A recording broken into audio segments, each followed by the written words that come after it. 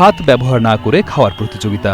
শুনতে অদ্ভুত মনে হলেও এমনই এক প্রতিযোগিতা অনুষ্ঠিত হয়ে গেল যুক্তরাষ্ট্রের ফ্লোরিডায়। গত ৪ জুলাই ফ্লোরিডার কি ওয়েস্টে মিষ্টি প্রেমিকদের জন্য আয়োজন করা হয় ব্যতিক্রমধর্মী এই প্রতিযোগিতার, যেখানে অংশ নেয় ২ ডজন প্রতিযোগী। প্রতিযোগিতার নিয়ম ছিল সহজ তবে চ্যালেঞ্জিং। প্রতিযোগীদের শুধুমাত্র মুখ দিয়ে খাবার খেতে হবে, কিন্তু ব্যবহার করা যাবে না হাত। সবার আগে দ্রুত সময়ে যে বেশি পাই খেতে পারবে সেই হবে চ্যাম্পিয়ন। এই উত্তেজনাপূর্ণ প্রতিযোগিতায় মাত্র ৫৮ সেকেন্ডে পুরো পাই খেয়ে চ্যাম্পিয়ন হন ১৯ বছর বয়সী হন্ডুরাসের ছাত্র হেক্টর রড্রিগেজ। তার অসাধারণ দক্ষতা বিশেষ আকর্ষণে পরিণত করে উপস্থিত দর্শকদের মধ্যে। তবে বিজয়ী হয়ে বেশ খুশি হেক্টর। উল্লেখ্য, ১৯০০ সালের শুরুর দিকে যুক্তরাষ্ট্রে বিভিন্ন ধরনের খাওয়ার প্রতিযোগিতার প্রচলন ছিল এবং লাইম পাই খাওয়ার প্রতিযোগিতা ছিল সেই সময় থেকেই জনপ্রিয়।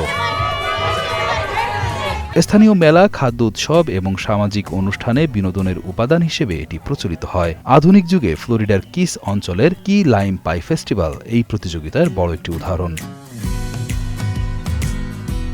ফ্লোরিডার কিস অঞ্চলের কি লাইম পাই ফেস্টিভ্যাল এই প্রতিযোগিতার একটি বড় উদাহরণ। এই প্রতিযোগিতা স্থানীয় সম্প্রদায়ের মধ্যে আনন্দ, উত্তেজনা এবং সামাজিক সংযোগ বৃদ্ধি করে।